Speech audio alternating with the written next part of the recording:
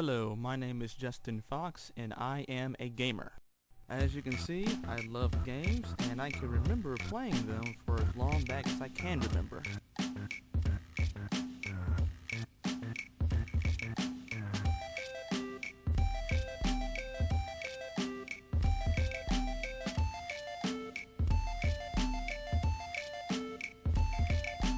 And it's all this man's fault, my older brother.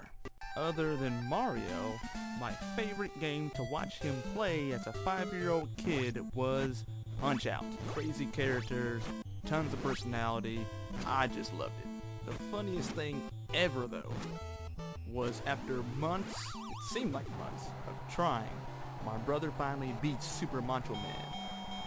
And then the game freezes, it just stays there and just loops over and over again.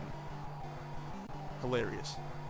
So my mom and my dad are watching and my dad goes, "You see, there ain't no Mike Tyson," because my dad believed that there really was no Mike Tyson because Super Macho Man was so doggone hard that he figured that it was just a little trick to get kids to buy the game and there really was no Mike Tyson at the end of the game. And for that one day, I guess he was right. But it was pretty doggone funny. For me, at least. Anyway, my brother and I had discovered the world of gaming, and we've been there ever since. After I had had an adventure with Bonk, was a Gunstar hero, dominated Super Mario World, flew into Nights, went on a Final Fantasy for the 7th time, collected some Power Stones, stabbed the Colossi in its big glowing tribal tattoo, was a Knight of the Old Republic, replaced several next-gen systems, saved Hyrule, and street fought heavily. But there was still something missing. You see, I love Jesus. Not to put them on the same level, but I also love video games. So, I've always wondered, what would it be like if someone combined the two of them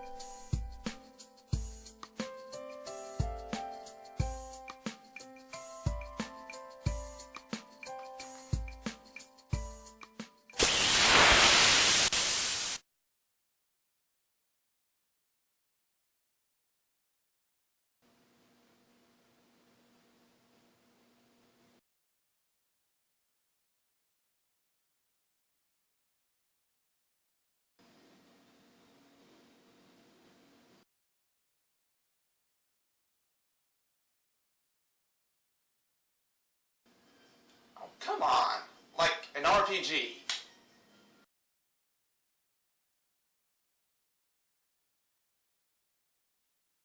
This just should not be. So I was thinking one day of doing some research about video games, learning some kind of language and some kind of software, and then making a game myself. Wait a minute, silly. You've already been researching games and playing them since you were 5 years old. And you already developed a complete game. It was called Melee. You made it with RPG Maker 1 for the PlayStation when you were in high school. It was 6 memory cards long, based off of a 1,300-page illustrated book that you wrote for fun. That's a pretty good start so far. Okay, so then, without further ado, let me introduce the project to you. It's a project called Re-Elise. Project Re-Elise is a mature, old-school, 2D, hand-animated, hip-hop RPG. And no, I will not be preaching to you in this game. We will let the sermon be a sermon, and we'll let games be a game. Re-Elise is about 4 warriors seeking the Judge's Key. This mystical key is said to eliminate all evil and return the world to peace. The problem is not finding it, it's getting it from the most powerful man on earth, King Shaddai. To even stand a chance, you must collect the 7 shards of the most powerful sword ever created, the above. Guarding these 7 shards are Shaddai's personal elite guard, the most powerful people on the planet other than himself, the Cerebus. Obviously, this will not be easy. However, your main character, Elise, has been through 7 years of torture and abuse by rogue bandits called the Big Row. Since her escape, she is on a quest to make sure that there will never be anyone as victimized as she has been. To aid you in this overwhelming challenge, you collect Seraphim from various locations. These give you special abilities that you can use in combat and the overhead map. You can use these in the overhead map to gain access to previously inaccessible areas or even treasures. However, you are not the only one that knows about these Seraphim. You will meet other adventurers also who are looking for the same thing. So get ready for some boss fights that will truly be memorable. Not everyone looking for the Seraphim are going to be particularly evil. What will you do with that person? The battle system is simple. Active battle time system. When your meter fills up, you attack. This adds more excitement to the battles and keeps you fully engaged. If you're thinking that you can just spam your way through these fights, think again. A majority of the monsters will actually transform after a certain amount of damage. These transformations give your opponents slight or drastic variance in stats. So, while you could be hacking away at a certain monster, it may turn angry and start absorbing your attacks. It's up to the player to switch his or her tactic. This again keeps the player on their toes. Some of the tougher monsters or even bosses have multiple transformations. But don't worry, you do get a little bit more extra when you defeat a transformed opponent. Speaking of tactics, let's talk about styles. You'll find pieces of previously unreadable scrolls around the world. These scrolls teach you new styles. They contain special techniques and attacks. They also may increase particular stats while lowering others.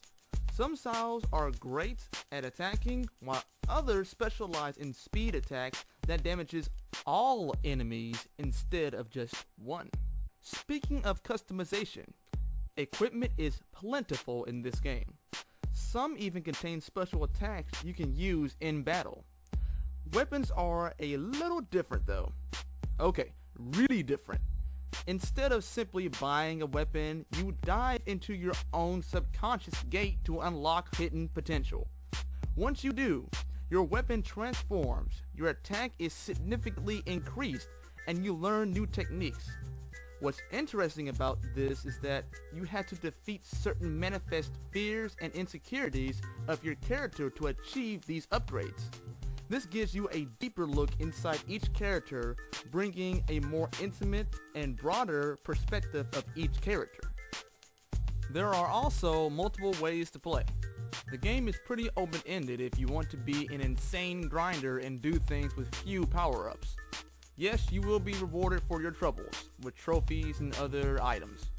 However, if you don't want to go through that drama, there's a said balanced path. You're given some key choices in the game that can alter your experience. Once you've made the choice, it's made. However, this choice also gives Elise plenty of replay value, as you'll be experimenting with different choices that you make throughout the game, on your second, third, and fourth times around. And yes, there will be trophies galore, so grinders, you will be happy. I love hip-hop, so the game has plenty of it. From the costumes, dungeon design, down to the soundtrack. I mean, the main character has a tracksuit on, so I love hip-hop.